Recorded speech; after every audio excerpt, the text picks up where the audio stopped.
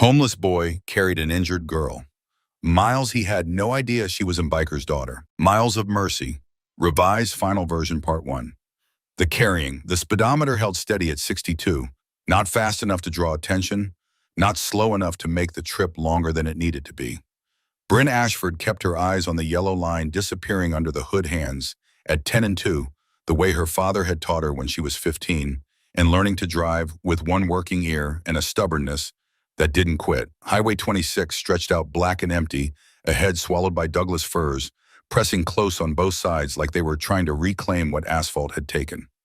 No streetlights, no gas stations for the next 40 miles.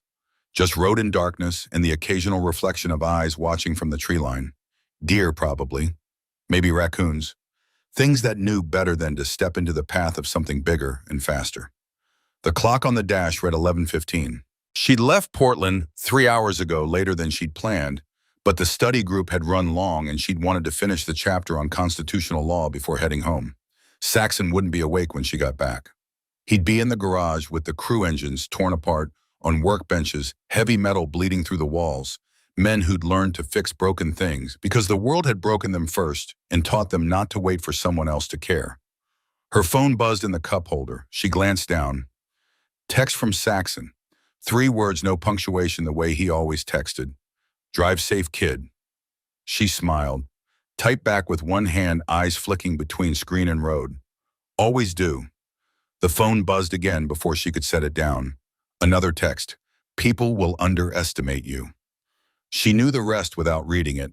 He'd told her the same thing every time she left the house since she was 12 years old. Since the day she came home from school crying because a teacher had spoken to her like she was stupid, like being deaf meant being less. Saxon had sat her down at the kitchen table, hands rough and scarred from years of working metal and engines, and he'd looked at her the way he looked at broken carburetors that just needed the right adjustment to run clean again.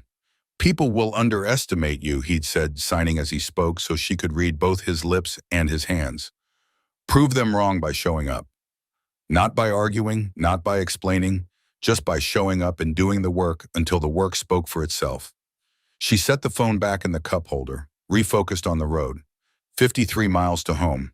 Another hour if the road stayed clear. The curve came out of nowhere. Not sharp, not dangerous if you were paying attention. Just a gentle sweep to the right, the kind of turn that happened 1,000 times on Highway 26 between Portland and the coast. The kind of turn you took without thinking if your eyes were on the road and your hands were on the wheel, and your mind wasn't replaying a conversation from 3 hours ago about due process and the 14th Amendment.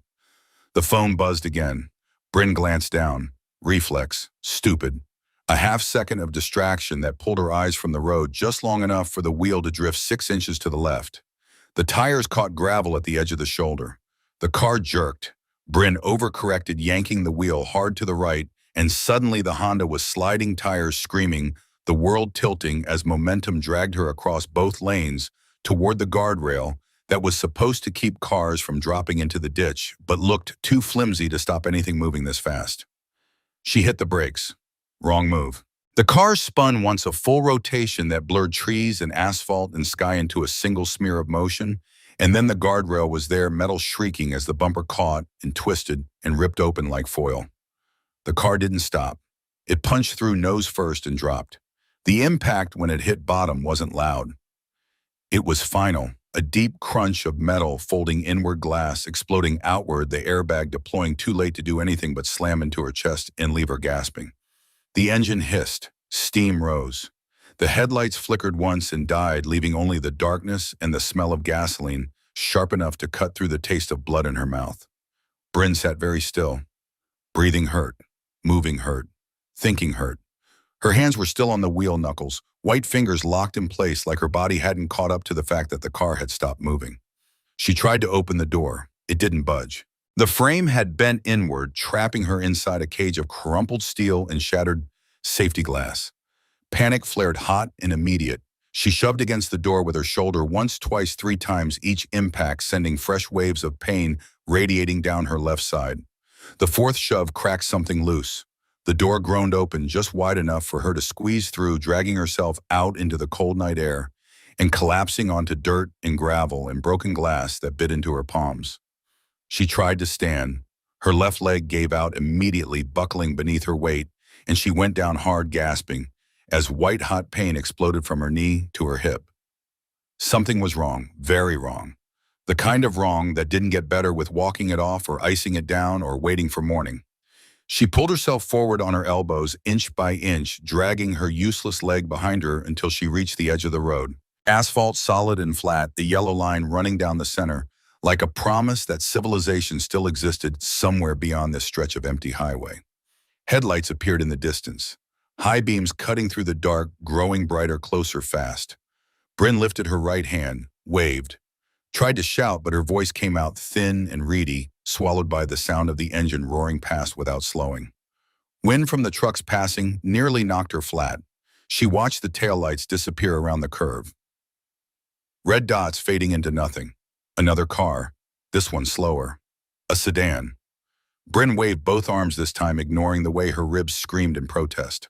The sedan swerved slightly to give her space, headlights illuminating her for half a second, long enough for the driver to see her lying on the shoulder, covered in blood and broken glass. And then it was gone too. She lowered her arms, stared at the empty road. The pain in her leg had shifted from sharp to deep, a throbbing ache that pulsed in time with her heartbeat. Blood ran down the side of her face from a cut somewhere above her eyebrow, warm and wet and impossible to ignore. A third car approached. Bryn didn't wave this time. She just watched it pass, then a fourth, then a fifth. None of them stopped. She thought about her phone, still in the cup holder, still in the car. She looked back at the wreck half buried in the ditch and knew she didn't have the strength to crawl back down and retrieve it. Even if she did, there was no signal out here. She'd checked when she left Portland. 2 bars at the city limits, 1 bar by Beaverton, nothing but empty air after that. The cold was settling in now. Not the sharp bite of winter, just the low, creeping chill of an Oregon night in late October, the kind that soaked through clothes and skin and bone if you stayed still long enough. Bryn wrapped her arms around herself and tried to stay calm, tried to think, tried to remember what Saxon had taught her about survival. Stay visible, stay warm, stay awake. She was failing at all 3. Another set of headlights. Bryn didn't bother looking up. She heard the car approach, heard the engine note change as it passed, heard the sound fade into the distance. Her vision was starting to blur at the edges, darkness creeping in from the periphery, like her body had decided it was done fighting and ready to let go. She closed her eyes, just for a second, just to rest. When she opened them again, someone was standing over her. Not someone, a boy. Thin, maybe her age, wearing a jacket too light for the weather and jeans torn at the knees. He knelt beside her, face half shadowed in the darkness, eyes wide and uncertain, like he wasn't sure if he should be there or if he'd already made a mistake by stopping. Bryn tried to sign. Her hands wouldn't cooperate. She tried to speak instead, forcing words past the blood and fear clogging her throat. "Help!" The word came out barely audible, more breath than sound. The boy leaned closer. "I'm here," he said. His voice was quiet, steady, not calm but controlled, like he was holding something back.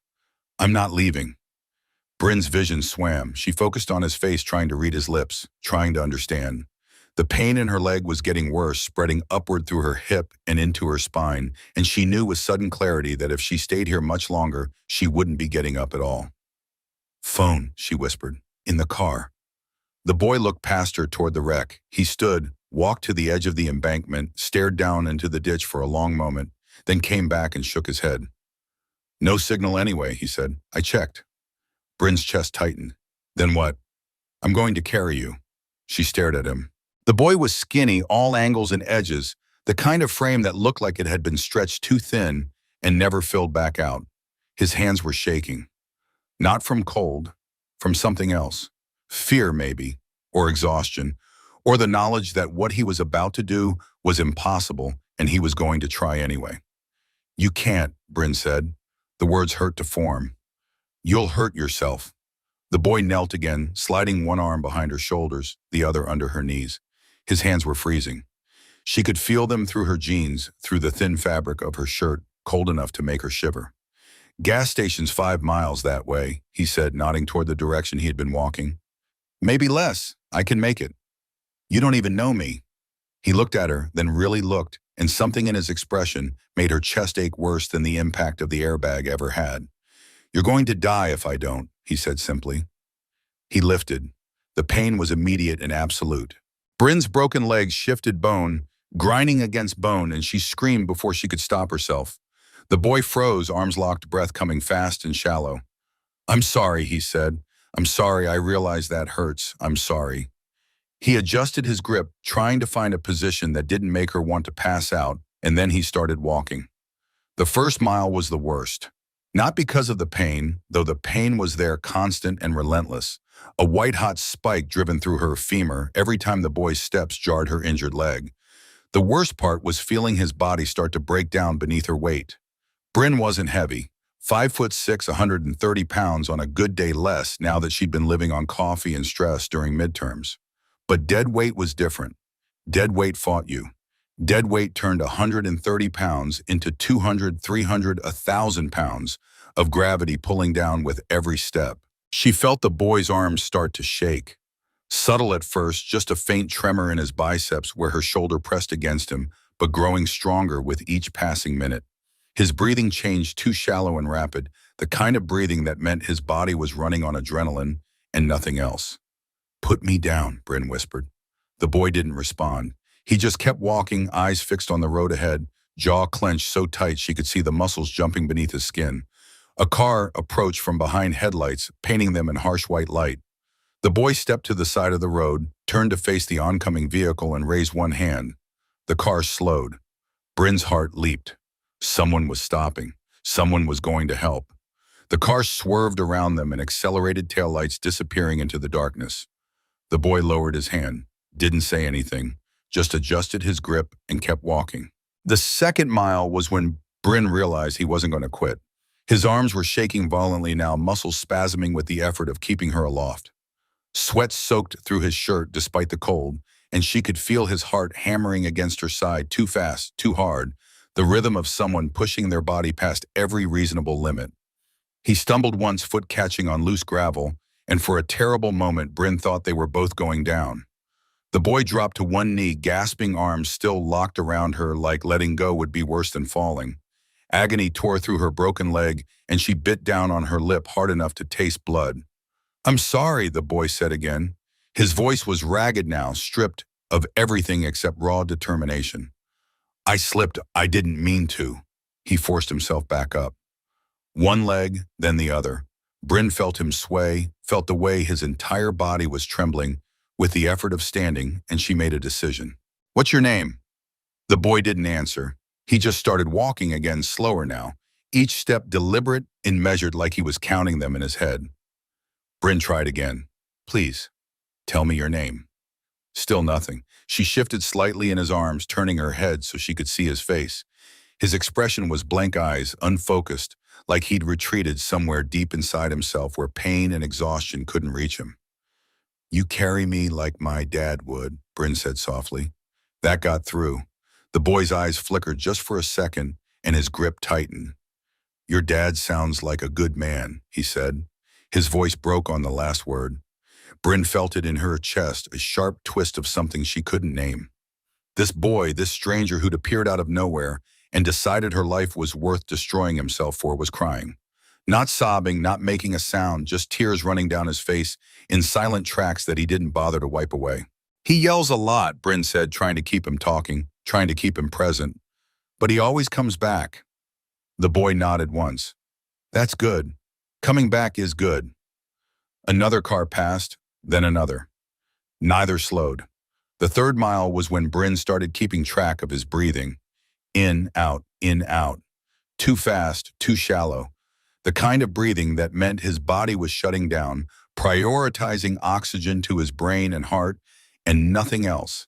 His arms had gone past shaking and into something worse, and a deep bone-level tremor that she could feel radiating through his entire frame. She thought about telling him to stop, thought about insisting about making it an order, about anything that would get him to put her down before he collapsed. But she didn't, because somewhere in the back of her mind, beneath the pain and fear and growing certainty that they were both going to die out here on this empty stretch of highway, she understood something. He needed this, not for her, For himself, for whatever reason, had put him out here walking alone in the middle of the night with no car and no phone and nothing but the clothes on his back. He needed to prove that he could do this one thing, this one impossible thing, and if she took that away from him by begging him to quit, she'd be killing something in him that was already barely alive. So she stayed quiet. She focused on the rhythm of his steps, the sound of his breathing, the way his heart was still beating against her ribs, even though it should have given out by now. And she made him a promise. I will find you. Not out loud, just in her head, silent and absolute. When this was over, when they reached the gas station and the ambulance came and the paramedics took her away, she would find him. She would learn his name. She would make sure he knew that what he did tonight mattered, that he mattered, that somewhere in this world there was a girl who owed him everything and wouldn't forget. The fourth mile was when he fell.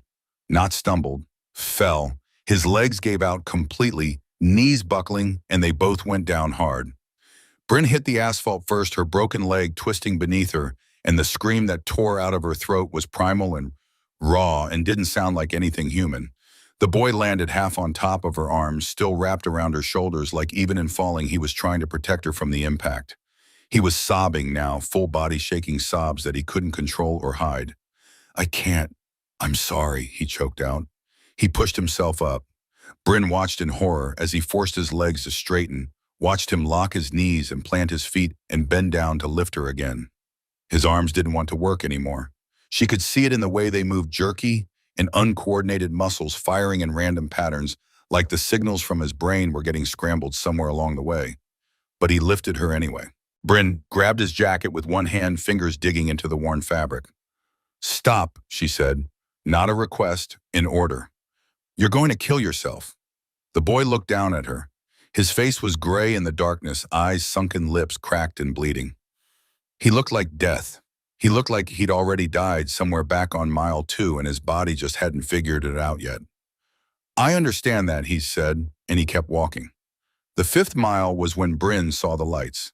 Faint at first, just a yellow glow on the horizon that could have been headlights or streetlights or her oxygen-starved brain playing tricks on her. But the glow got brighter as they got closer, resolving into distinct points of light, fluorescent and steady and real. A gas station. 24 hours judging by the brightness. 2 pumps, a small convenience store squatting behind them. The most beautiful thing Bryn had ever seen. The boy saw them too. She felt the change in his body, the sudden surge of adrenaline, giving him one last push, one final sprint. He ran. Not fast, not graceful, more of a lurching stumble that threatened to send them both crashing to the pavement with every step. But he ran. They reached the edge of the parking lot, and the boy's legs finally mercifully gave out for good. He dropped to his knees, lowering Bryn onto the concrete as gently as he could manage, with arms that had stopped responding to conscious thought. She heard him gasping, heard the wet rattle in his chest that meant his lungs were close to collapsing. Help! The word came out barely, louder than a whisper. He tried again, louder this time, voice cracking. Help, please. A man near the pumps turned. His eyes went wide. He dropped the gas nozzle and ran toward them, shouting something Bryn couldn't hear over the ringing in her ears. More people appeared. A woman. Another man. Someone was on a phone, voice urgent, giving an address. Someone else was kneeling beside Bryn, hands gentle, asking questions she couldn't process. Through it all, Bryn kept her eyes on the boy. He was still kneeling beside her, arms hanging useless at his sides, chest heaving with the effort of breathing. Blood ran from his nose in a thin stream. His hands were swollen fingers bent at wrong angles. He looked like he'd been through a war and lost. Bryn reached out. Her hand shook, but she forced it to move, forced her fingers to close around his wrist. His skin was ice cold. Your name, she said, one last time. Please. The boy looked at her. For a moment she thought he was going to answer. His lips moved, forming the shape of a word she couldn't quite read. Then he pulled away. Sirens wailed in the distance, growing closer. Red and blue lights painted the gas station in flashing colors. Paramedics rushed toward them with a stretcher and medical bags and professional efficiency that meant Bryn was about to be taken care of by people who knew what they were doing. She tried to hold on to the boy's wrist, but her grip was too weak. He stood swaying and took a step back, then another. Don't leave, Bryn said. Her vision was tunneling and a darkness creeping in from all sides. I need to know who you are. The boy shook his head. You're safe now. But that's all that matters. He turned and walked toward the darkness beyond the gas station's lights. Bryn tried to call out, tried to tell him to wait, to stay, to let someone help him the way he'd helped her. But the paramedics were lifting her onto the stretcher, strapping her down, asking her questions in voices that demanded answers. The boy, she managed. Where did he go? One of the paramedics followed her gaze toward the edge of the parking lot. What boy? Bryn's heart lurched. She craned her neck, searching the shadows, but he was already gone. Vanished into the night like he'd never been there at all. Like she'd imagined the whole thing. Like the past 90 minutes had been a fever dream brought on by blood loss and trauma. But her arms knew better. Her body knew better. She could still feel the ghost of his heartbeat against her ribs, could still hear the sound of his breathing in her ear, could still remember the exact weight of his determination as he carried her mile after impossible mile. The ambulance doors closed. The engine started. Someone was pressing an oxygen mask to her face, and Bryn was too tired to fight it. She closed her eyes and let herself drift, holding on to one thought, one promise, one absolute certainty that she repeated like a prayer as consciousness slipped away. I will find you. The ambulance pulled onto Highway 26, heading back toward Portland, sirens cutting through the night. Behind it, the gas station returned to its normal rhythm. Pumps humming, fluorescent lights buzzing. The convenience store clerk wiping down counters and pretending the last 20 minutes hadn't happened. And somewhere in the darkness beyond the lights, a boy with destroyed arms and a collapsing body stumbled forward one step at a time, heading east toward nothing, running from everything, carrying the weight of one good choice like it was the only thing keeping him alive. He didn't know that the girl he'd saved was the daughter of a man who built his entire life on the principle that people who help don't disappear. He didn't know that she was already making plans, already forming strategies, already preparing to burn down every wall between them if that's what it took to find him again. He only knew that his body was done, that the pain had gone past screaming and into a numb static that meant permanent damage if he didn't get help soon. That every step was harder than the last. But he kept walking anyway, because walking meant moving, and moving meant surviving, and surviving meant he got to wake up tomorrow and make the same choice all over again. To be someone who stops, someone who stays, someone who carries people when everyone else drives past, even if it killed him, especially if it killed him, because dying for something was better than living for nothing. And for 5 miles tonight, carrying a girl who didn't know his name, he'd been someone worth remembering. That would have to be enough. Part 2, the reckoning. The first thing Bryn noticed when she woke was the silence, not true silence, hospital silence. The kind filled with machines beeping in rhythmic patterns, footsteps echoing down linoleum hallways, voices murmuring just beyond the range of understanding. But compared to the screaming chaos of her last conscious moments, the crush of pain and motion and fear, this felt like waking into a tomb. The second thing she noticed was the quantum. Her left leg was suspended in a sling wrapped from hip to ankle in white fiberglass that looked too clean, too sterile, too permanent. She stared at it for a long moment, brain struggling to connect the abstract concept of broken bone with the reality of metal pins and surgical screws holding her femur together. The third thing she noticed was that she was alone. No nurses hovering, no doctors checking charts, just Bryn and the machines and the antiseptic smell of a room designed to keep people alive but not necessarily comfortable. She reached for the call button, fingers clumsy, and pressed it twice. Then she saw the tablet on the bedside table. Hospital-issued screen, already lit keyboard, accessible. Someone had thought ahead. Someone knew she couldn't hear a nurse's response if they called back through the intercom. Bryn grabbed the tablet, hands shaking, and started typing. Where is he? She deleted it, started again. Slower this time. More specific. The boy who carried me. Where is he? I need to know. She pressed send, waited, watched the cursor blink on the empty screen like it was counting down seconds she didn't have to waste. A nurse appeared in the doorway. Middle-aged, kind eyes, the sort of person who'd probably chosen this job because they genuinely cared and hadn't yet been ground down by the system. She glanced at the tablet, read the message, and her expression shifted into something carefully neutral. You're awake, the nurse said, speaking slowly, over-enunciating the way people always did when they found out Bryn was deaf. "How are you feeling?" Bryn typed without looking away from the nurse's face. "Answer my question first." The nurse hesitated. She picked up Bryn's chart, made a show of checking vitals that didn't need checking, buying time to figure out how to say something she didn't want to say. "The young man who brought you in," the nurse said finally. "He didn't stay. He left before the ambulance arrived at the hospital." Bryn's chest tightened. She typed faster now, fingers slamming into the screen. "Did anyone get his name?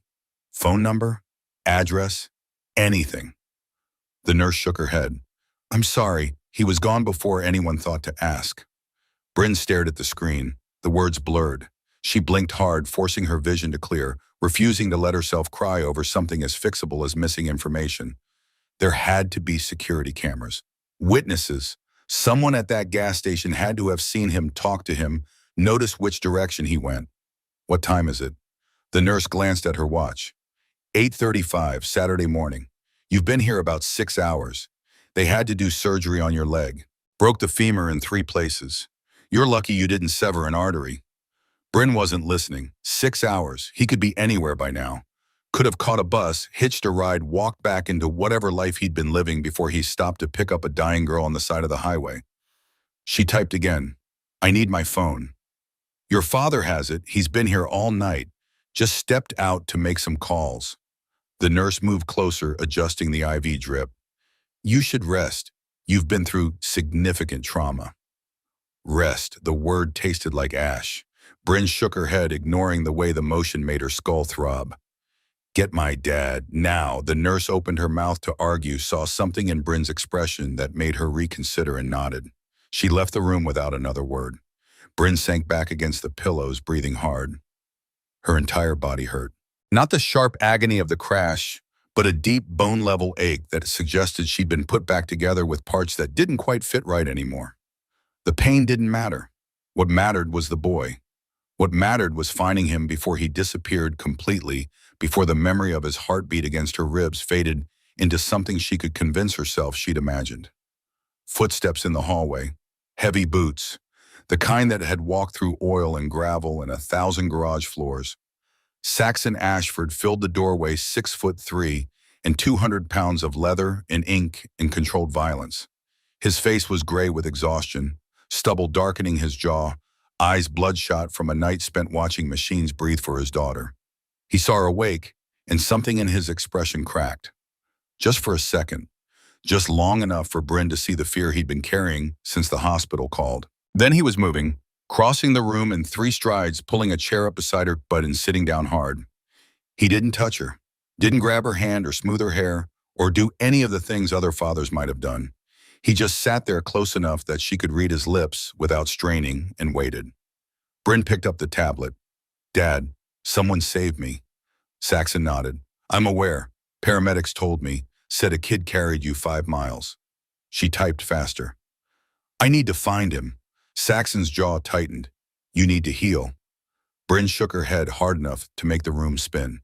She typed, deleted, typed again. "He destroyed himself carrying me. I felt his body breaking. And then he disappeared. Dad, I need to find him before someone else does. Before he runs." Saxon studied her face for a long moment. She knew that look. He was reading her the way he read engines, looking for the thing that was out of alignment, the piece that needed adjustment. "Why?" he said finally. "Because I promised him I would." "You didn't promise anything. You passed out." "I promised myself then." Same thing. Saxon leaned back in the chair. It creaked under his weight. He pulled out his phone, unlocked it, handed it to Bryn. "Security footage from the gas station," he said. "Posted it on the crew's private channel last night. Thought someone might recognize him." Bryn grabbed the phone, hands trembling. The video was grainy shot from a camera mounted above the pumps, but clear enough. She watched herself being lowered onto the concrete. Watched the boy kneel beside her, face turned away from the camera, shoulders shaking. Watched him stand and walk toward the darkness. The timestamp read 1:52 a.m. She rewound, watched again. This time she focused on details. The way he moved, the way he held himself like someone who'd learned to be invisible. The torn jacket, the jeans with holes at the knees, the boots that had walked more miles than any boots should have to walk. And his hands. Even in the low-resolution footage, she could see them. Swollen, damaged, the hands of someone who just carried 130 pounds for over an hour without stopping. Bryn looked up at Saxon. "Any leads?" she signed. Saxon shook his head. "Not yet, but I've got people looking." She handed the phone back, then picked up the tablet again. "I'm not staying here. You just had surgery. I can heal at home." The doctor said, "I don't care what they said." Saxon sighed. He rubbed a hand across his face, the sound of calluses against stubble loud in the quiet room. "You understand what you're asking," he said. Bryn met his eyes. Yes, silence stretched between them. Not uncomfortable, just heavy with the weight of a conversation they'd had a dozen times before in different contexts with different stakes. The conversation about what it meant to owe someone, about debts that couldn't be paid with money or apologies or time. Saxon had been 14 when the foster family decided they were done with him. Too much trouble, they'd said. Too angry. Too broken. They'd driven him out to a rural road 30 miles from Portland and told him to walk home. See if that taught him some respect. He'd crawled 3 miles before a trucker stopped. Bryn had heard the story exactly once late one night when she was 12 and asking why he spent so much time at the garage with men who looked like they'd fight you as soon as talk to you. Saxon had told her voice flat and factual about the road and the pain and the 27 cars that had passed him before someone finally stopped. "I built this crew," he'd said, "on one principle. We stop. Always. Even when it's inconvenient. Even when it costs us. Because I remember what it feels like when no one does." Bryn had never forgotten. And now she was asking him to help her find a boy who'd lived that same principle, who'd stopped when it cost him everything, who'd carried her when driving past would have been easier. Saxon stood, walked to the window, stared out at the parking lot below, hands shoved deep in his pockets. "They're going to call child services," he said. Bryn's fingers froze on the tablet screen. "Kid like that," Saxon continued, "homeless, no ID, fled the scene. The system's going to want him in custody. Protective, they'll call it. We both know what it really is." Bryn typed slowly. "Then we find him first." Saxon turned from the window. "And then what?" "We make sure they can't take him." "How?" Bryn didn't have all the answers yet. But she knew the boy had saved her life and the world was going to try to punish him for it. Lock him in a facility. Process him through a system designed to break people who didn't fit neatly into categories. Make him small enough to manage. "She wouldn't let that happen. I'll figure it out. But I need your help." Saxon looked at her for a long time, then he nodded once. "I'll make some calls," he said. "Get you checked out AMA. But you rest until then. We're not going anywhere if you can't walk." Bryn wanted to argue, wanted to rip out the IV and hobble to the door on her casted leg if that's what it took. But she knew Saxon was right. So she nodded and sank back against the pillows, already planning, already strategizing, already preparing for a fight she didn't know how to win, but refused to lose. Saxon headed for the door, stopped, turned back. "This kid," he said, "he mattered to you." Bryn didn't hesitate. "He carried me when no one else would. That makes him family."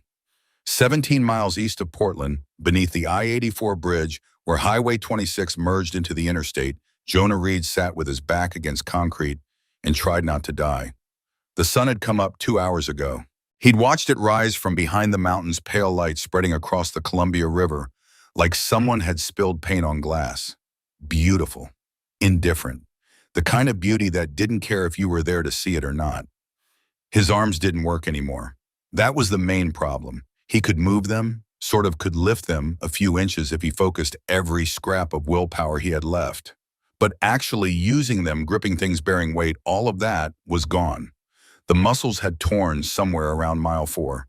He'd felt it happen, felt the fibers snap one by one like strings breaking on an instrument played too hard. His hands were worse. Swollen to twice their normal size, fingers bent at angles that made his stomach turn when he looked at them. Frostbite maybe? Or just damage from carrying weight they weren't designed to carry. Either way, he couldn't feel his fingertips anymore, couldn't tell if he was touching concrete or air or his own skin. The shaking had started around dawn, deep tremors that rattled his teeth and made his vision swim. Hypothermia. He'd learned about it once back when he'd had a social worker who cared enough to make him sit through a seminar on winter survival. Your body temperature drops. Your brain gets confused. You start making bad decisions. Eventually, you just go to sleep and don't wake up. Jonah had promised himself he wouldn't sleep, but his eyes kept closing anyway. A sound pulled him back to consciousness. Footsteps, boots on gravel. Jonah's heart hammered against his ribs, and he tried to push himself upright, tried to run, but his legs wouldn't cooperate. He managed to shift sideways, pressing himself deeper into the shadow of the bridge support. The footsteps stopped a few feet away. Easy, a voice said, male, older, calm, not here to hurt you. Jonah forced his eyes open. The man standing 10 feet away wore leather, Hell's Angel's patch on his back skull, and wings stitched in white thread. He was maybe 40, graying at the temples, arms covered in ink that told stories Jonah couldn't read from this distance. The man held up his hands, showing empty palms. "My name's Garrett," he said. "I ride with Saxon Ashford. His daughter's the girl you carried last night."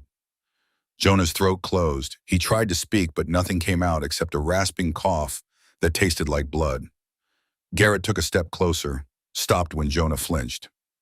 "She's alive," Garrett said. "Surgery went fine. She's going to be okay. Because of you." Jonah shook his head. Words wouldn't come, so he just shook his head over and over, rejecting the idea that what he'd done mattered. People did things all the time that didn't matter. Helped strangers who forgot their names 5 minutes later. Stopped at accidents that someone else would have stopped at anyway. He wasn't special, wasn't a hero. He'd just been too stupid to keep walking. Garrett crouched down, bringing himself to eye level. He set something on the ground between them. A thermos, a folded blanket, a pair of thick winter gloves. "Her father wants to thank you," Garrett said. Jonah found his voice. It came out hoarse, broken. "I don't want thanks. I'm aware, but you're going to freeze to death under this bridge if someone doesn't help you." "I'm fine." Garrett looked at him. Really looked. Took in the gray skin, the shaking, the hands that had swollen into useless clubs. His expression didn't change, but something in his eyes shifted. "No," he said quietly. "You're not." Jonah tried to argue, but his body betrayed him. Another tremor ripped through his core, violent enough to crack his skull against the concrete support. He gasped, vision whiting out, and when it cleared, Garrett was closer, not touching, but ready to. "Let us help," Garrett said. "Why?" The word barely made it past Jonah's lips. Garrett picked up the thermos, unscrewed the cap, poured steaming coffee into the lid. The smell alone made Jonah's mouth water. He couldn't remember the last time he'd eaten. Couldn't remember the last time someone had offered him something without expecting payment. "Because the girl's asking for you," Garrett said. "And Saxon doesn't ignore his daughter when she asks for something." Jonah stared at the coffee.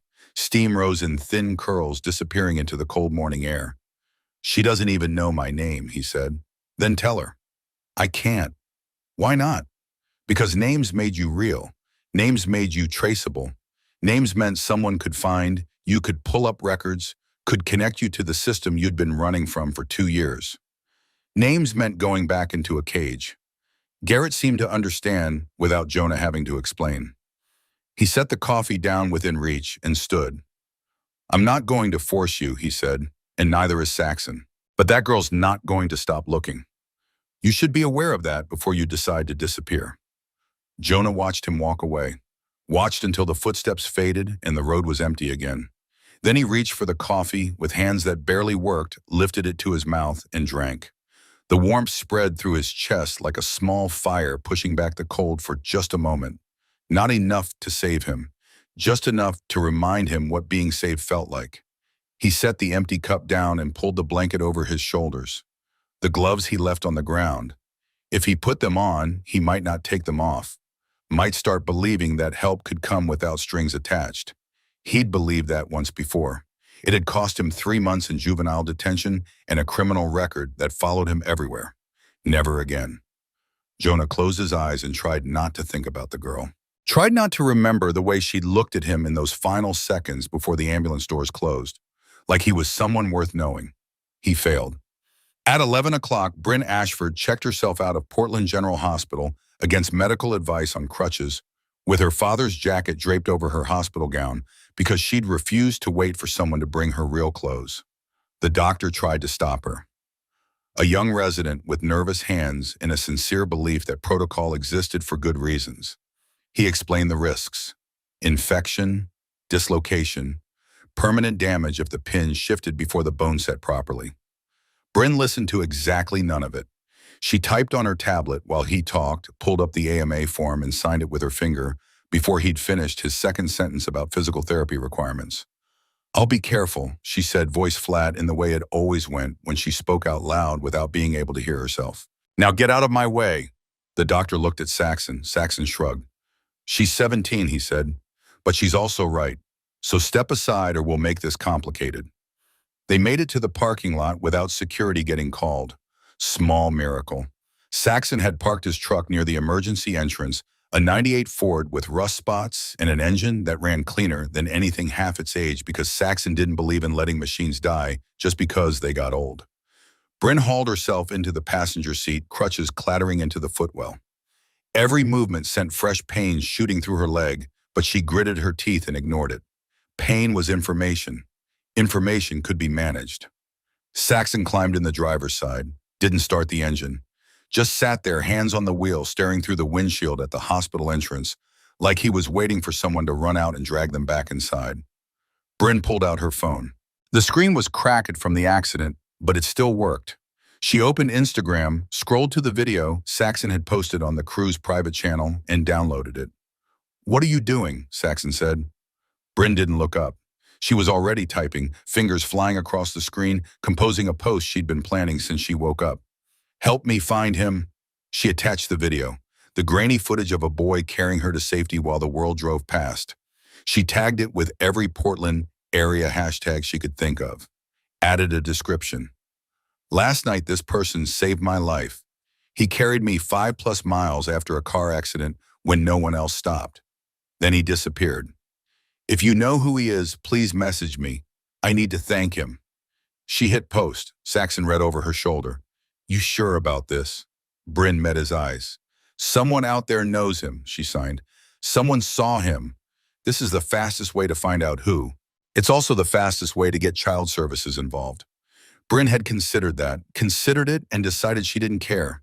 If making this public meant the system came after him, fine.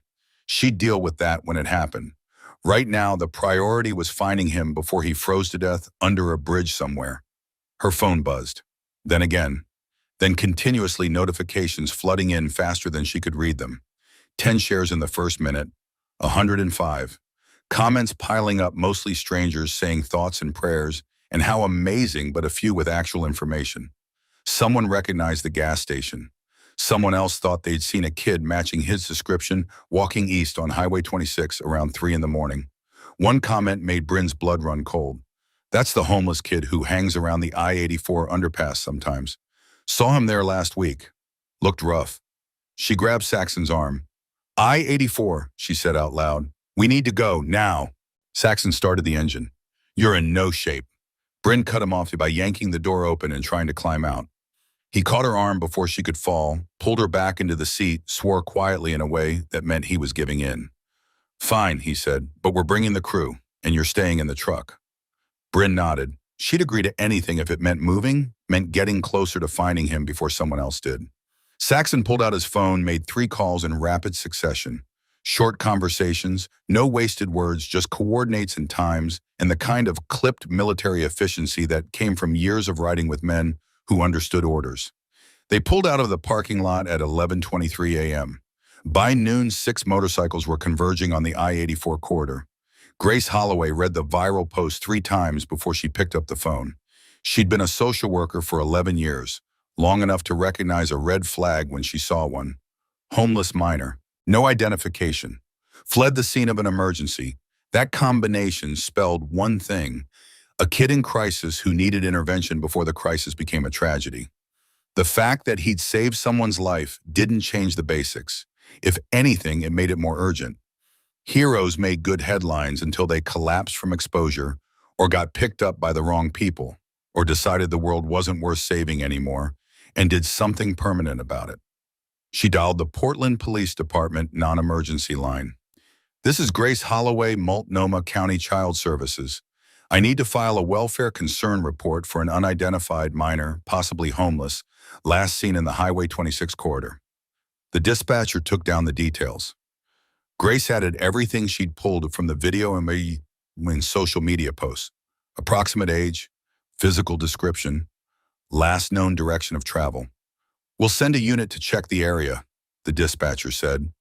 Make it 2 units, Grace replied, and have them coordinate with me before making contact.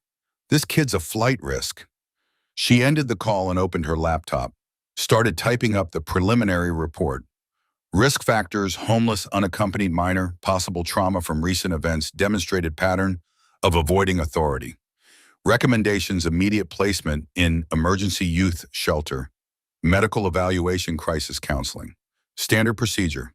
By the book. Exactly what she was trained to do. So why did it feel like she was setting a trap instead of offering help? Grace shook off the thought. She'd been doing this too long to second-guess herself now. The kid needed structure, needed safety, needed adults who could make sure he didn't die trying to be a hero for people who'd forget his name by next week. She hit send on the report, grabbed her jacket, headed for her car. By the time she pulled onto I-84, 2 patrol cars were already sweeping the underpass areas. The race had started. At 2:15, Bryn's phone buzzed with a message from Garrett. Found him, I-84 bridge, eastbound side. He's in bad shape. We're holding position, but he won't let us get close. Bryn's heart slammed against her ribs. She showed the message to Saxon. How far, she signed. 15 minutes if we push it. Push it. The truck accelerated. Bryn watched the city blur past, hands clenched tight around her phone, counting seconds. Behind them, 5 motorcycles kept pace, riding in formation, blocking lanes to clear a path. At 2:40, they saw the bridge. At 2:50, they saw the patrol cars. Bryn's stomach dropped. 2 police vehicles parked at angles near the bridge, support lights off, but engines running. Officers standing outside talking into radios, scanning the shadows under the overpass. Saxon pulled over 100 yards back, killed the engine. The bikes pulled up around them, forming a loose perimeter. They're here for him, Saxon said. It wasn't a question. Bryn didn't answer. She was already opening the door, reaching for her crutches, trying to figure out how fast she could move on a broken leg, if speed was the difference between getting to him first or watching police take him away. Saxon caught her arm. Wait, I can't. Yes, you can. His voice was hard, not angry, controlled. We go in there hot, we make this worse. Let me handle the cops. You focus on the kid. Bryn wanted to argue, but Saxon was already out of the truck, walking toward the patrol cars with his hands visible, posture relaxed, playing the concerned citizen instead of the biker everyone assumed he was. Bryn watched him go. Then she looked at Garrett, who'd appeared beside her window. He's still under there, Garrett said quietly, tucked way back in the shadows. They haven't seen him yet. Can you get me closer without them noticing? Garrett considered. Maybe, if you're quiet. Bryn grabbed her crutches. Garrett helped her down from the truck, moving slow, keeping the vehicle between them and the police. They circled wide, using the bridge support as cover, Bryn's crutches sinking into soft dirt with each step. The pain in her leg was screaming now, but she pushed through it, focused on the shadows ahead, on the shape that might have been a person or might have been debris, but was absolutely, definitely him. They got within 20 feet before Jonah noticed them. His head snapped up. Even from this distance, Bryn could see the panic in his eyes, the way his body tensed like he was preparing to run, despite the fact that running would kill him. Garrett held up a hand. Just her, he said. No cops, I promise. Jonah's eyes shifted to Bryn. Something flickered across his face. Recognition, maybe, or disbelief. Like he couldn't understand why the girl he'd carried would be standing here on crutches instead of safe in a hospital bed where she belonged. Bryn took another step. Her crutch slipped on loose gravel and she nearly went down. Caught herself. Kept moving. Stop, Jonah said. His voice was wrecked. You shouldn't be here. Bryn ignored him. She closed the distance between them, awkward and painful, until she was close enough to see his face clearly.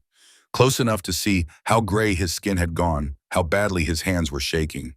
Close enough to see that he was dying. She dropped to the ground beside him, crutches clattering away, her casted legs stretched out in front of her. Jonah stared at her. What are you doing? Bryn pulled out her phone. typed fast. You carried me. Now I'm not leaving you. Jonah read the screen, shook his head. You don't understand. If they find me, they'll put me in the system. I can't go back there. Then we don't let them find you. How? The word came out desperate, broken. They're already here. Bryn looked back toward the patrol cars. Saxon was still talking to the officers buying time, but it wouldn't last. Eventually, they'd expand their search. Eventually, they'd find Jonah huddled here with a girl who should have been in the hospital. She made a decision. My dad was you. Foster kid. System tried to break him. He knows what they'll do. She typed faster. Let me carry you now, please. Jonah stared at the screen for a long time. Bryn could see him fighting it, see every instinct screaming at him to run, to disappear, to protect himself the only way he knew how. Then his body betrayed him. Another violent tremor seized his muscles, and he collapsed sideways. Consciousness flickering like a candle in wind, Bryn grabbed him, or tried to. Her hands closed on his jacket, but she had no leverage, no strength, just desperation and a broken leg that made every movement agony. Garrett. Her voice came out loud, unmodulated. She didn't care. Help me. Garrett was there in seconds. He scooped Jonah up like he weighed nothing, blanket and all, and started moving back toward the trucks. The cops, Bryn started. Saxon's got them, Garrett said. Move. Bryn grabbed her crutches and followed pain shooting through her leg with every step. Behind them she heard voices rising, heard Saxon's voice cutting through with authority that demanded attention. They made it to the trucks. Garrett loaded Jonah into the back of Saxon's extended cab, Bryn climbing in after him. The crew's medic, a guy called Bishop, who'd been an Army corpsman before the Army decided they didn't want him anymore, was already there with a medical kit. He's hypothermic, Bishop said, wrapping Jonah in thermal blankets. Maybe 2 hours from serious organ damage. We need to warm him slow or his heart could stop. How slow? Bryn asked. Slower than we have if those cops decide to search vehicles. Saxon appeared at the driver's window. We're clear, for now. They're checking the west side, but we need to move. Where? Bryn said.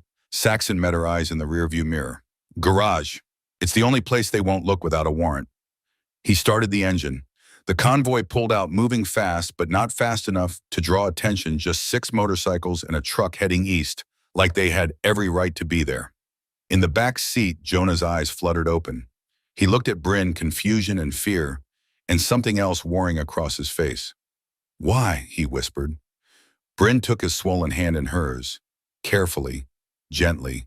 She didn't type an answer. She just held on and hoped that would be enough.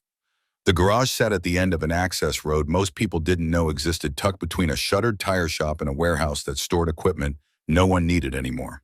Saxon had bought the property 8 years ago for cash, no mortgage, no paper trail, the kind of place that didn't show up on official maps. They pulled Jonah inside at 3:47. The crew worked in silence, setting up a cot in the back room, hanging heat lamps, running warm water. Bishop started an IV hand steady, talking Jonah through each step. Just fluids, he said. Get your core temp up. You're going to be okay. Jonah didn't look like he believed it. Bryn sat beside the cot leg, propped on a toolbox, watching color slowly return to Jonah's face. It took 20 minutes before he stopped shaking. 30 before he could speak without his teeth chattering. They're going to find me, he said finally. Bryn typed on her phone. Not if we're smart about it. You don't understand how this works. They always find you. She hesitated, then typed something she'd been holding back since the moment Garrett's text came through. What's your name? Jonah closed his eyes. Why does it matter? Because I need to know who I'm fighting for. The room was quiet except for the hum of the heat lamps and the distant sound of engines being rebuilt in the main garage. Jonah opened his eyes and looked at her. Really looked, like he was trying to figure out if she was real or just another hallucination brought on by hypothermia and exhaustion. Jonah, he said finally. Jonah Reed. Bryn smiled, typed. Nice to meet you, Jonah. I'm Bryn Ashford, and I owe you my life. You don't owe me anything. Yes, I do. Before Jonah could argue, footsteps echoed from the front of the garage. Heavy, official. Saxon appeared in the doorway, expression grim. We've got a problem, he said. Bryn's heart sank. Police, worse. Child services. 2 cars just pulled up outside. They're asking to come in. Jonah tried to sit up. Bishop pushed him back down gently but firmly. You're not running, Bishop said. Not in your condition. I can't let them take me. They won't. Bryn's voice came out louder than she intended. She grabbed her crutches, forced herself to stand despite the pain screaming through her leg. I won't let them. Saxon looked at her. What are you going to do? Bryn didn't have all the answers yet. She was 17 years old with a broken leg and no legal standing, and absolutely no idea how to stop a system designed to process kids like Jonah into facilities that would break them. But she knew one thing: she wasn't going to let them take him without a fight. I'm going to tell them the truth, she said. She moved toward the door. Saxon caught her arm. Once you open that door, he said quietly, this gets bigger than us. You understand that? Bryn nodded. I'm aware. You sure? She looked back at Jonah, at the boy who'd destroyed himself carrying her, who disappeared rather than accept thanks, who was lying on a cot in her father's garage because she'd refused to let him die alone. I'm sure, she said. Saxon let her go. Bryn walked to the front of the garage, crutches steady despite her shaking hands. Through the window, she could see 2 cars, 4 people, social workers probably, maybe police. She reached for the door handle. Behind her, Jonah called out weakly, Don't. Bryn looked back. I have to. Why? She smiled, sad, determined, absolutely certain. Because you didn't leave me when you could have. I won't leave you either. She opened the door. A woman stood on the other side. 35 professional closed, tired eyes. She held a badge up where Bryn could see it. Bryn Ashford, the woman said. Bryn nodded. I'm Grace Holloway, Multnomah County Child Services. We have reason to believe you're harboring an at-risk minor. I need you to let us inside. Bryn didn't move. She stood in the doorway, blocking entry, crutches, planted, broken leg, throbbing but holding steady. No, she said. Grace's expression didn't change. I'm not asking. Neither am I. Bryn pulled out her phone, opened the video, the one that now had 300,000 views and was still climbing. She held it up so Grace could see. That boy saved my life, Bryn said. And you want to repay him by locking him up. So no, you're not coming in. Not without a warrant. Grace looked at the phone, at Bryn, at the girl standing on one leg defending a stranger like her life depended on it. This isn't about punishment, Grace said carefully. It's about keeping him safe. Safe from what? From himself, from the streets, from people like you, Bryn interrupted. People who think helping means controlling. Grace's jaw tightened. You're 17. You don't fully understand how this works. I understand perfectly, Bryn said. You're here to take him away. I'm here to stop you.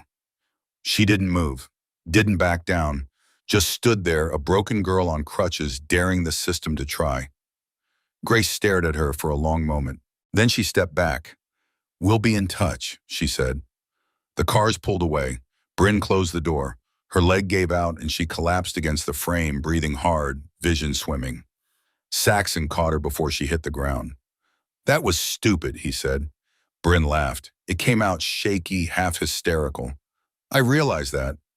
They'll be back. I'm aware. Saxon helped her to a chair. Bryn sank into it, exhausted, pain crashing over her in waves now that the adrenaline was fading. From the back room, Jonah's voice drifted out. Quiet, disbelieving. She really did that. Bishop's reply was equally quiet. Yeah, she did. Silence fell over the garage. Outside, the sun was setting, painting the sky in shades of orange and red. Inside, a girl and a boy who barely knew each other sat in separate rooms, bound together by a choice made on a dark highway. Tomorrow would bring consequences, legal threats, system pressure, a fight neither of them was prepared for. But tonight, for now, Jonah was warm, and Bryn was standing, and neither of them was alone. And sometimes that was enough. Part 3, the stand. The knock came at 6:35, exactly as Saxon said it would. 3 sharp raps against metal, measured and professional, the sound of someone who knew what they were here for and wasn't interested in negotiation. Bryn had been sitting in the main garage for the past hour. Crutches leaned against her chair, watching the door, like she could will it to stay closed through sheer force of attention. It didn't work. Saxon stood near the workbench, arms crossed, face unreadable. The crew had cleared out 20 minutes ago, bikes disappearing down side streets, taking different routes back to homes and apartments scattered across Portland. Plausible deniability. If this went bad, if Grace came back with warrants and police and the full weight of the system Saxon wanted, as few people caught in the blast radius as possible. Bishop remained sitting beside Jonah's cot in the back room, monitoring vitals, keeping watch. Jonah was awake now, coherent color returning to his face as warmth and fluids did their work. He tried to get up twice. Bishop had pushed him down both times with the kind of gentle firmness that suggested arguing would be pointless. The knock came again, louder this time. Bryn grabbed her crutches and stood. Pain shot through her leg, but she'd stopped caring about that hours ago. Pain was just information. Information she could use to remind herself why she was doing this. Saxon moved toward the door, but Bryn shook her head. "My fight," she said. Saxon hesitated, then stepped aside. Bryn crossed the garage floor, each step, deliberate crutches, striking concrete in a rhythm that sounded like drum beats. She reached the door and stopped, hand on the handle, taking one breath to center herself. Then she opened it. Grace Holloway stood on the other side, flanked by two police officers this time. Not the same ones from earlier. These looked harder, older, the kind who'd been doing this long enough to stop caring about individual stories and start seeing everything as categories to be processed. Grace's expression was carefully neutral. "Miss Ashford?" Bryn didn't move from the doorway. "You're back. I told you we would be." Grace pulled out a folder, held it up where Bryn could see. "I have a court order for a welfare check on the minor you're currently harboring. You can let us in voluntarily or we can come back with a warrant, your choice." Bryn looked at the paper, read the first few lines. Legal language dense and impenetrable, but the meaning was clear enough. They had permission to enter. They had permission to take Jonah.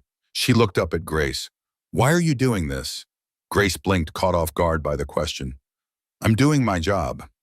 "Your job is to help kids." "That's what I'm trying to do." Bryn shook her head. "No, you're trying to control him. There's a difference." One of the officers shifted his weight hand, moving slightly closer to his belt. Not threatening, just ready. Bryn saw it and adjusted her stance, planting her crutches more firmly, making it clear she wasn't moving. "Miss Ashford," Grace said, voice hardening, "you're 17 years old. You don't have legal authority to make decisions about this minor's welfare." "Neither do you," Bryn replied. "Not until he tells you he wants your help. He's not in a position to make that determination. Because you've decided he's not." Bryn's voice rose, anger bleeding through the careful control she'd been maintaining. "He saved my life. He carried me 5 miles when his body was breaking. And you want to repay that by taking away the only thing he has left." "Which is what?" Grace asked. "The choice to say no." Silence fell. The officers looked at Grace, waiting for direction. Grace looked at Bryn, reevaluating, trying to figure out if this was teenage rebellion or something more complicated. Bryn didn't give her time to decide. She pulled out her phone, opened the video, held it up. 350,000 views, she said. "Local news wants an interview. National outlets are picking it up. People are asking questions. Why didn't anyone stop? Where is he now? What happens to heroes who don't fit into your boxes?" Grace's jaw tightened. "Social media attention doesn't change the facts." "No," Bryn agreed, "but it changes who's watching." She lowered the phone, met Grace's eyes directly. "Come back tomorrow," she said. 2 o'clock, Community Center on Burnside. We'll talk, all of us, including him, in public, with witnesses." "That's not how this works." "It is now," Bryn said. "Because if you take him tonight, everyone watching this story will see exactly what the system does to people who help. Is that really the headline you want?" Grace stared at her for a long moment. Bryn could see the calculation happening behind her eyes as weighing options, measuring risks, trying to figure out which choice would create fewer problems down the line. Finally, Grace stepped back. "Tomorrow," she said. 2 o'clock. "But this doesn't end there, Miss Ashford. One way or another, we're going to make sure that boy gets the help he needs." "Good," Bryn said. "So am I." The officers left first. Grace lingered for a moment, studying Bryn's face like she was trying to memorize it. "You're going to lose," she said quietly. "The system always wins." Bryn smiled. It wasn't a happy smile. "Not always," she said. "My dad's proof of that." Grace walked away. The cars pulled out taillights, disappearing into the evening traffic. Bryn closed the door and sagged against it, crutches clattering to the floor as her leg finally gave out. Saxon caught her, again. He was getting good at that. That bought us time, he said. Maybe 18 hours. What's your plan? Bryn looked toward the back room where Jonah was listening to everything, probably terrified, probably already planning his escape the moment Bishop's attention slipped. I'm going to tell the truth, she said. All of it, on camera, before they can control the narrative. Saxon nodded slowly. You realize what that means. Yeah. Bryn pulled herself upright, grabbing her crutches. It means I stop asking permission. She made the call at 7:15. The number belonged to a reporter from K2 News, who'd been leaving messages on her phone since noon, each one more desperate than the last. Bryn had ignored them all, waiting, letting the pressure build, making sure that when she finally responded, the reporter would say yes to anything. She answered on the first ring. This is Jessica Raines. This is Bryn Ashford, Bryn said. The girl from the video. I'll give you an exclusive interview. Tomorrow morning, 9 a.m., but only if you agree to my terms. She heard papers rustling, voices conferring in the background. What term? Live broadcast, no editing. I say what I need to say, you air it, all of it. More rustling. That's unusual. Those are the terms, Bryn repeated. Take it or I call someone else. Silence stretched for 5 seconds that felt like 5 hours. Then Jessica's voice came back sharper, now energized. We'll take it, where Bryn gave her the address of the community center, hung up before Jessica could ask follow-up questions. Then she typed out a text to Saxon. It's done. Tomorrow morning everyone watches. Saxon replied immediately. You sure about this? Bryn looked at her phone for a long moment before typing her answer. No, but I'm doing it anyway. She walked back to the room where Jonah lay on the cot, eyes open, staring at the ceiling. Bishop had stepped out to give them privacy. Smart man. Bryn sat down in the chair beside the cot. Jonah didn't look at her. You can't stop them, he said quietly. Watch me. You don't understand what they're like, what they'll do. Bryn pulled out her phone, showed him the post, the view count climbing past 400,000, now comments flooding in faster than she could read them. Tomorrow morning, I'm going on TV, she said. I'm going to tell everyone exactly what happened, who you are, what you did, and what they're trying to do to you now. Jonah's eyes finally shifted to her face. Why? Because you didn't leave me when you could have. I won't leave you either. That's different. How Jonah struggled to sit up.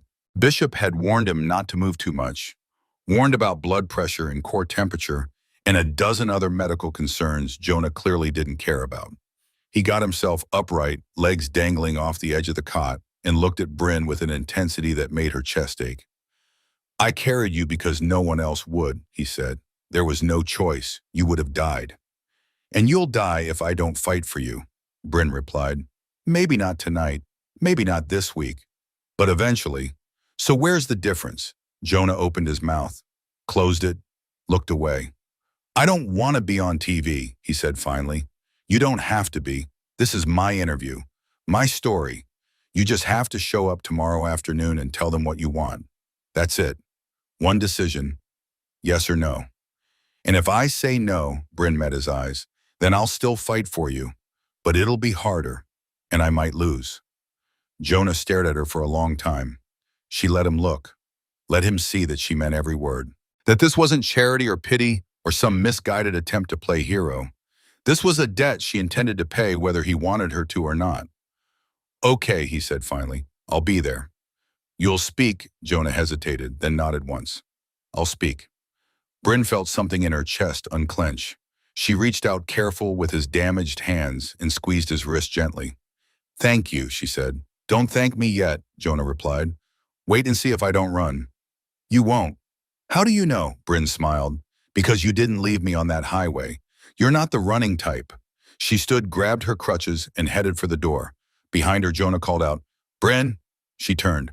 What happens if we lose? Bryn considered the question. Thought about grace and the court order and the system that ground people down into shapes it could manage. Thought about Saxon at 14, crawling down a roadside because no one stopped. Thought about all the ways the world taught people that asking for help meant giving up control. Then we lose, she said, but at least we'll lose honestly. She left him there to think about that. The interview aired at 9:03 the next morning. Bryn sat in a folding chair in the community center's main room, leg propped on another chair, crutches visible in the frame. She'd refused makeup, refused wardrobe assistance, refused everything except a quiet space to sit and a camera pointed at her face. Jessica Raines sat across from her, professional smile firmly in place, notes in hand. The camera operator counted down. 3, 2, 1, live. Good morning, I'm Jessica Raines, and this is a KTU News exclusive. With me is Bryn Ashford, the 17-year-old whose rescue 2 nights ago has captured the attention of the entire Pacific Northwest. Bryn, thank you for speaking with us. Bryn nodded. She'd practiced this last night, practiced staying calm, practiced keeping her voice level, even though she couldn't hear herself speak. Saxon had helped signing feedback telling her when she was getting too loud or too quiet. Tell us what happened that night, Jessica prompted. Bryn took a breath. Then she told the story. Not the sanitized version. Not the feel-good narrative that would make people comfortable. The real story. The crash. The pain. The cars that passed without stopping. 8 of them, she said. She'd counted. 8 separate chances for someone to help and 8 separate choices to keep driving. And then he appeared, Bryn said. This boy I'd never seen before. He told me he wouldn't leave me. And he didn't. She described the carrying, the 5.2 miles, the way she'd felt his body breaking down beneath her weight, heard his breathing turn ragged, felt his arms shaking so hard she thought he'd drop her. He fell once, she said, around mile 4. I screamed because my leg, the pain was... She paused, gathering herself. He was crying, apologizing, and then he stood back up and kept walking. Jessica leaned forward. That must have been terrifying. It was, Bryn agreed, but not because I thought he'd drop me, because I thought he was going to die trying not to. The camera stayed tight on her face. She could see the red light glowing, could imagine people across Portland stopping their morning routines to watch, and she used that. Used the attention, made sure every word landed exactly where it needed to. When we got to the gas station, I asked his name, Bryn continued. He wouldn't tell me. He just said I was safe, and that was all that mattered. Then he disappeared. Why do you think he left? Bryn looked directly at the camera, at Grace wherever she was watching, at everyone who thought they knew what this story meant. Because he's homeless, she said. Because he's 17 and has been on the streets for 2 years. Because he knows exactly what happens to kids like him when the system finds them. Jessica's professional smile faltered slightly. The system is designed to help. The system is designed to control, Bryn interrupted. And yesterday, Child Protective Services came to take him away. Not to thank him, not to help him, to lock him in a facility where he can't make his own choices anymore. That's exactly what's happening, Bryn said, voice rising. His name is Jonah Reed. He's 17 years old. He saved my life. And now the county wants to punish him for it by taking away the only freedom he has. She pulled out her phone, showed the video to the camera. The grainy footage of Jonah carrying her. The timestamp, the proof. This is what mercy looks like, she said. Someone destroying themselves for a stranger. And this is how we repay it, by hunting him down. By treating him like a problem to be solved instead of a person to be respected. Jessica tried to regain control of the interview. Miss Ashford, surely you understand that the county has a responsibility to what? Bryn demanded. To make sure he fits into their boxes, to process him through a system that's already failed him once. He doesn't need their help. He needs their respect. He needs them to listen when he says no. What do you want to happen? Bryn looked at the camera again, at Grace, at Jonah watching from somewhere in Saxon's garage, at everyone who'd ever driven past someone who needed help because stopping was inconvenient. I want people to show up, she said. 2 o'clock today, Community Center on Burnside. There's going to be a meeting. Child Services is going to try to take Jonah away. I'm asking Portland to witness it, to watch what happens when the system decides someone's freedom is less important than their paperwork. Jessica opened her mouth to ask another question, but Bryn was already standing, grabbing her crutches. That's all I have to say, she said. The feed cut to a bewildered Jessica trying to wrap up. Bryn didn't wait to see it. She was already moving toward the door where Saxon stood with his arms crossed and something like pride in his eyes. That was good, he signed in. That was reckless. Bryn signed back. Best kind. By noon, the video had been viewed 2 million times. By 1 o'clock, the community center parking lot was full. By 1:45, overflow crowds lined the street outside, people holding signs, chanting slogans, demanding answers. Some supported child services. Most didn't. The ones who didn't had signs with Jonah's name on them, with phrases like "respect heroes" and "freedom, not facilities." Grace arrived at 1:50 with a police escort. She looked exhausted. Bryn almost felt sorry for her. Almost. The meeting room was packed. Every chair filled, people standing along the walls, cameras set up in the back. Jessica Raines was there with her crew. So were reporters from the Oregonian Willamette Week and 3 Portland TV stations. This had stopped being a quiet administrative procedure the moment Bryn went on camera. Grace sat at the table in front, flanked by a legal advocate and the county's public affairs officer, a nervous-looking man who kept checking his phone like he was hoping for an emergency that would let him leave. Saxon sat in the back with his crew, not participating, just witnessing, the way he'd promised. Bryn sat in the front row, crutches propped beside her chair. The seat next to her was empty. She checked her phone. 1:58, no messages from Jonah, no confirmation that he was coming. Her heart hammered against her ribs. What if he ran? What if the pressure was too much? What if she'd pushed him into something he wasn't ready for and broken the fragile trust they'd built? 2 o'clock arrived. Grace called the meeting to order, started reading from prepared remarks about the county's responsibility, about duty of care, about protocols designed to protect vulnerable minors. The door opened. Jonah walked in. He looked terrible. Pale, still moving stiffly, hands wrapped in bandages that Bishop had insisted on. But he was upright. He was here. And when his eyes found Bryn's across the crowded room, something in his expression said he wasn't running. Not today. He made his way to the front row, ignoring the cameras tracking his movement, ignoring the whispers that followed him. He sat down in the empty chair beside Bryn without a word. Bryn reached over and squeezed his arm gently. He nodded once. Grace had stopped talking when Jonah entered. Now she cleared her throat and continued. As I was saying, we are here to discuss placement options for Mr. Reed that will ensure his safety and provide access to necessary services. No, Jonah said. The room went silent. Grace blinked. Excuse me? Jonah stood, slowly, like standing hurt, but he was doing it anyway. He looked at Grace, at the legal advocate, at the cameras, at the crowd of strangers who'd shown up because a girl on TV told them to care.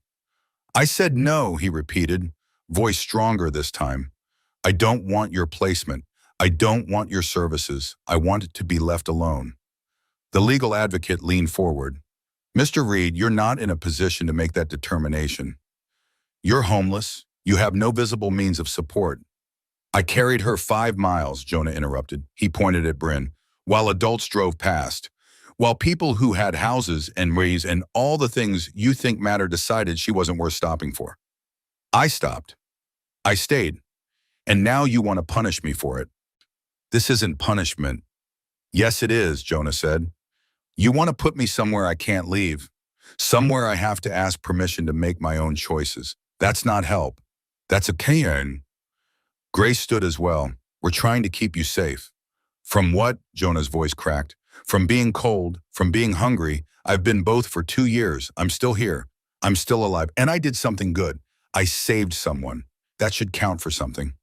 He turned to face the room, face the cameras, face everyone watching. My name is Jonah Michael Reed, and he said, I'm 17 years old. I've been homeless since I was 15 because the last foster home I was in, he paused, swallowed. Doesn't matter. What matters is I'm asking for one thing. Let me choose. Bryn stood then, crutches scraping against the floor as she positioned herself beside Jonah. She pulled out her phone, typed quickly, held the screen up so Grace could see. He carried me because he could. I'm fighting for him because I can. That's agency. That's choice. Respect it. The room erupted. People shouting questions, cameras flashing, reporters trying to get statements. Grace raised her hands for quiet, but it took a full minute for the noise to die down. When it finally did, Grace looked at Jonah. Really looked. Not at a case file or a problem to be solved. At a person. What do you want? She asked quietly. Jonah glanced at Bryn. She nodded encouragement. I want to stay at the garage, he said. Saxon Ashford's offered me a place, not adoption, Not custody, just a room and work and the ability to leave if I decide to. I want voluntary check-ins with your office, not mandatory placement. And he hesitated. I want someone to acknowledge that I did something good, that I'm not just a problem. Silence fell again, different this time, heavier. Grace looked at her legal advocate. They conferred in whispers. The public affairs officer was typing frantically on his phone, probably getting direction from supervisors who were watching this unfold on live television. Finally, Grace spoke. This is unconventional.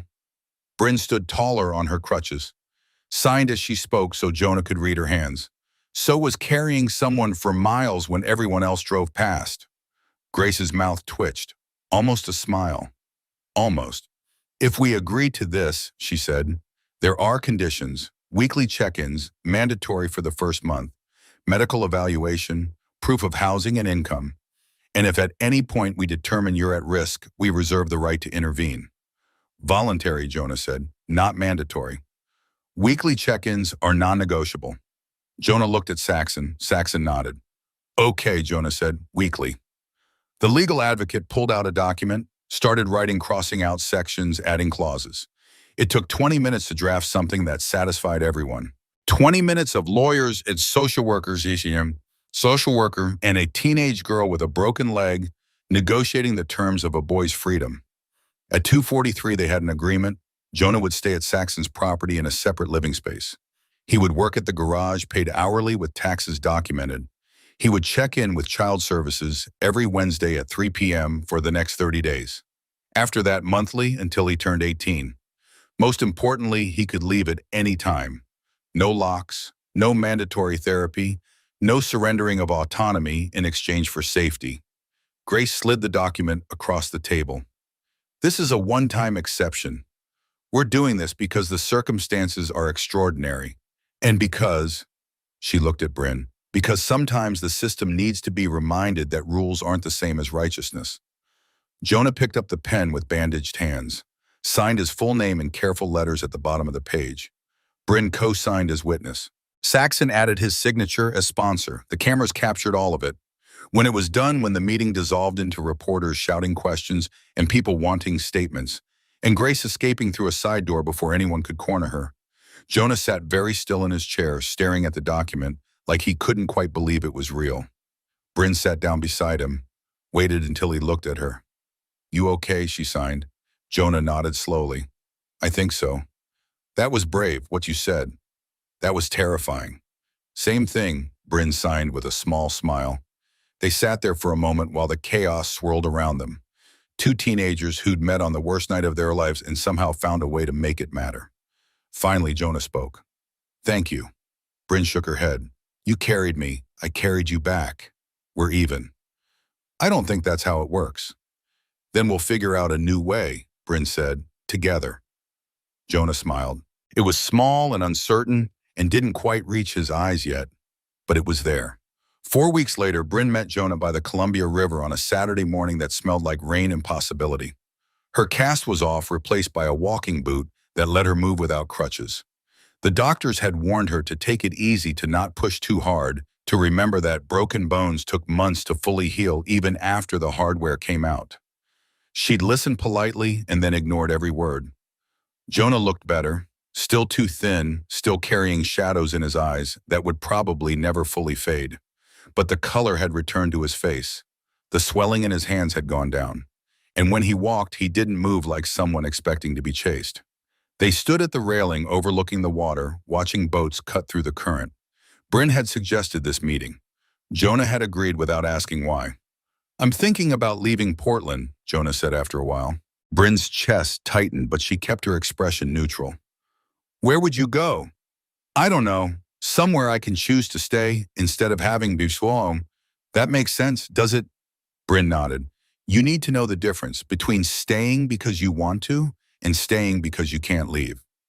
Jonah looked at her. You get that. My dad taught me. He left Portland twice, came back both times, but only after he knew he could survive somewhere else if he wanted to. They were quiet for a moment. A gull landed on the railing, eyeing them for food, found nothing interesting, and flew away. Would you come back? Bryn asked. Maybe, Jonah said. Probably. I have a job now, a room, people who... He trailed off. Who care? Bryn finished. Yeah. She pulled something out of her jacket pocket. A keychain. Simple metal, no decoration with a single key attached. Saxon wanted me to give you this, she said. It's for the side entrance, so you can come and go without asking. Jonah took it carefully, turned it over in his hands like it might disappear if he looked away. This is real, he said, not a question, an affirmation. It's real. I carried you because I could, Jonah said quietly, not because I expected anything. I'm aware, Bryn replied, and I fought for you because I could, not because you owed me by D. So where does that leave us? Bryn smiled. Friends, if you want. Jonah considered that. I've never been good at friends. Neither have I, Bryn admitted. We can be bad at it together. He laughed, quiet surprise like the sound had escaped without permission. Okay. They stood there for a while longer, watching the river move, watching the city wake up around them. Eventually, Bryn spoke again. Will you come with me somewhere before you decide about leaving? Where? Highway 26, the crash site. I haven't been back since that night. Jonah tensed. Why go back? Because I need to see it in daylight, Bryn said. Need to see what it looks like when I'm not dying, and I'd like you there, if that's okay. Jonah didn't answer right away. Finally, he nodded. Okay. They drove out in Saxon's truck, Bryn behind the wheel, this time legs stiff but functional. The highway looked different in morning light. The trees weren't pressing close and threatening. The curves weren't sharp and dangerous. It was just a road. Bryn found the spot easily. The guardrail was still bent, waiting for a repair crew that would probably arrive sometime in the next fiscal year. She pulled over and they both got out. The ditch where her car had landed was empty now. Someone had towed the wreck days ago. All that remained was disturbed earth and some broken glass that caught the light. Bryn walked to the edge. Jonah stood beside her. I was so scared, she said softly. I thought I was going to die there. I'm aware. And then you appeared, like magic, like the universe decided I was worth one more chance. It wasn't magic, Jonah said. I was just walking. But you stopped. Yeah. Why? Bryn turned to face him. Why did you stop when no one else would? Jonah looked at the road, at the spot where he must have first seen her, at the distance he'd carried her mile by impossible mile. Because I've been the person left on the side of the road, he said finally. And I understand what it feels like when everyone decides you're not their problem. I couldn't be that person, the one who drives past. Bryn felt tears prick her eyes. She blinked them back. You taught me something that night, she said. What? That mercy has weight, that choosing to help costs something real, and that it's worth it anyway. Jonah was quiet for a long moment. Then he reached out and touched the bent guardrail, fingers tracing the torn metal. You taught me something too, he said. What? That being seen isn't the same as being owned, that someone can fight for you without taking you over. He looked at her. I've never had that before. Bryn stepped closer, not touching, just present. Two people standing at the site of their worst night, finding a way to turn it into something that didn't just hurt. If you leave, she said, and you need to come back, or if you need someone to know where you are, or if you just need someone to remember that you matter. I'm here. I'm aware, Jonah said. Same. They stood there for a few more minutes. Then Bryn turned back toward the truck. Come on, she said. Let's go home. They drove back together, windows down, morning air cutting through the cab. Bryn turned on the radio and found a station playing something old and familiar. Jonah didn't talk much, but his shoulders had lost some of their tension. When they pulled into the garage, Saxon was there working on an engine with Bishop. He looked up when they parked, signed a question at Bryn.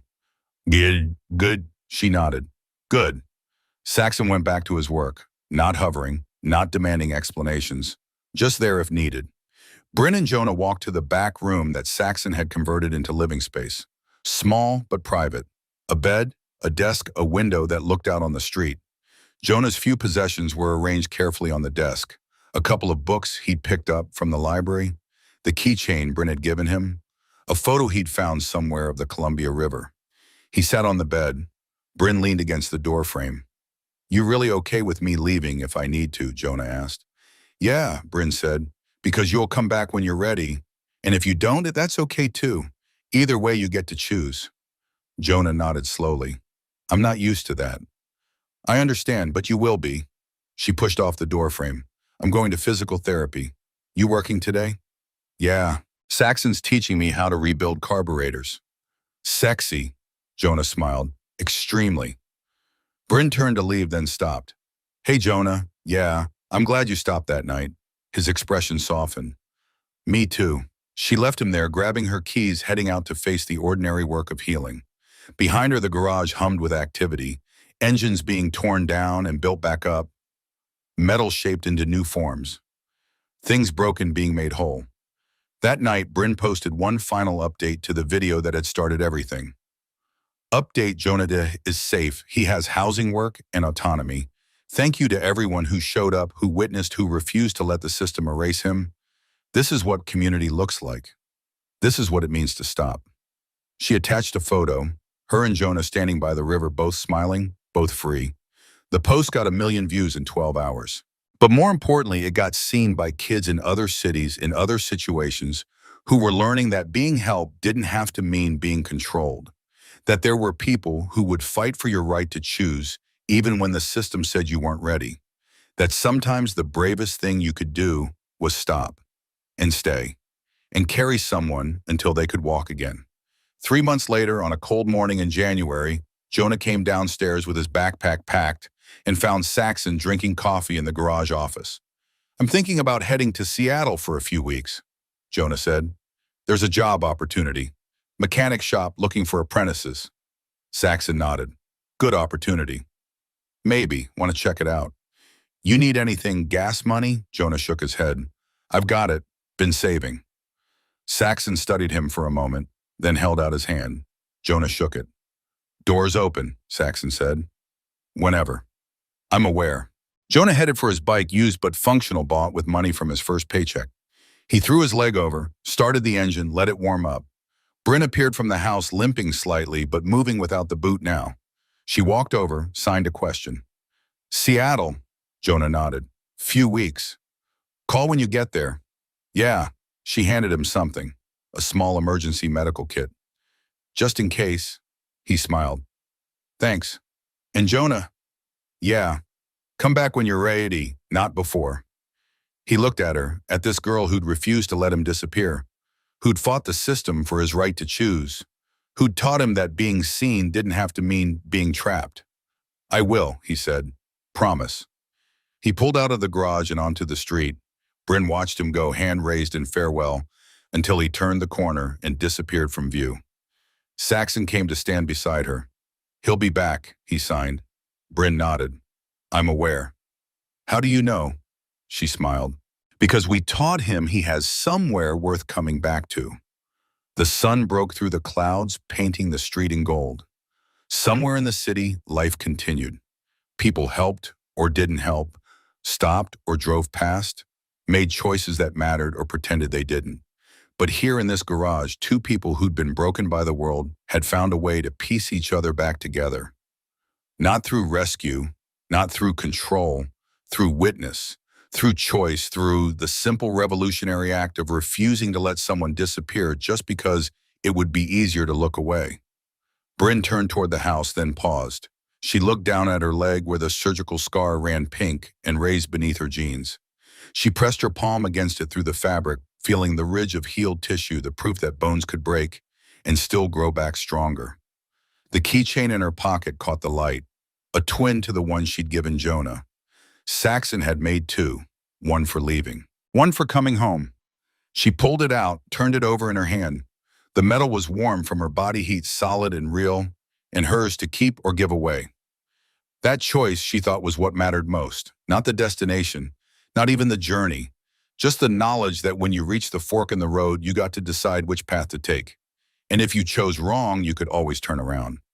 The garage door rolled shut behind her with a sound like thunder, like finality, like the end of one story and the beginning of another.